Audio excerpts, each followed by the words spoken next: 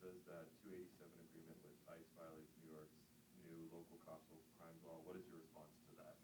I think the governor's position is really hypocrisy at its finest. Do as I say, not as I do.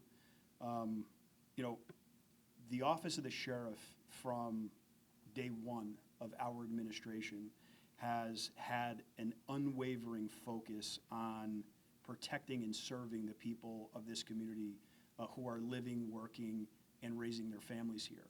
And I think what is happening here is just this gross display of political stunts and partisan grandstanding.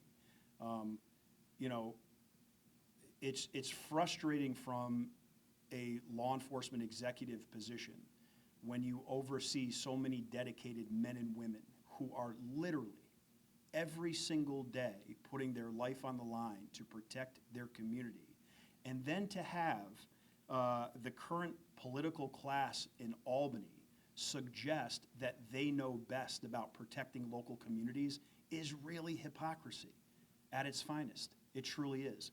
It is increasingly, it is becoming increasingly frustrating, to listen to the edicts and the white noise coming from, again, the political class in Albany. And frankly, I think I would like to think that the vast majority of New Yorkers understand that the political class in Albany continues to destroy the great state of New York.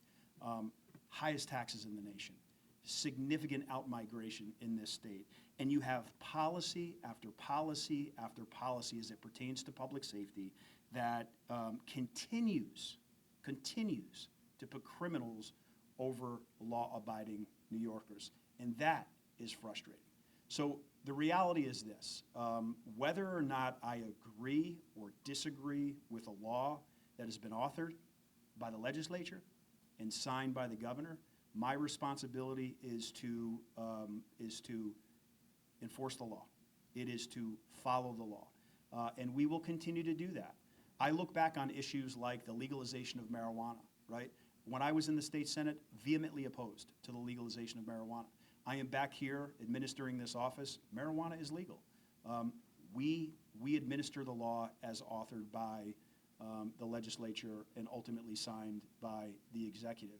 But I really do think, I really do think that it is hypocrisy at its finest, in which you have a governor saying, follow my laws, don't follow the laws of the federal government. There was a Congress at some point in the history of this nation that decided these are going to be the laws as it pertains to immigration.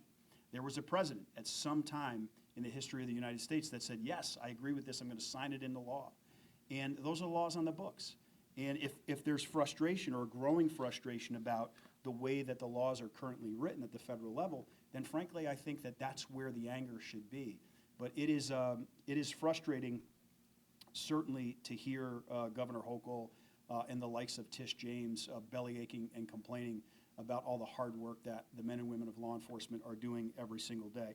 I suspect, though, and this is very important, I suspect that the legality of the legislation will be challenged very soon by my colleagues, other sheriffs throughout this state, because I think there is a very strong legal argument to be made about very specific violations of both the New York State Constitution and the United States Constitution. So again, I think the legality of the new legislation will certainly be challenged.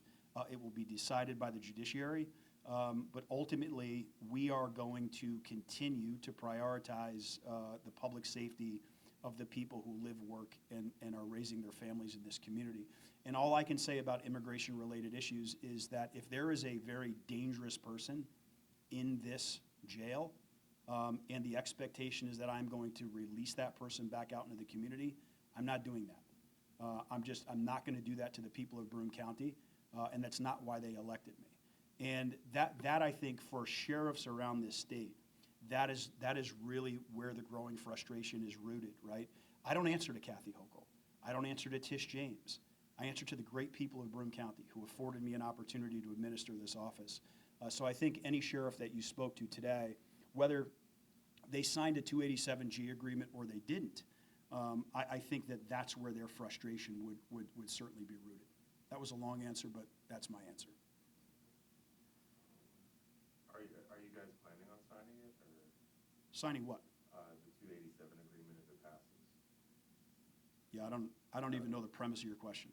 Yeah, no, I got nothing for you. That's okay. Anybody have any follow-ups? All right. Thanks so much, guys.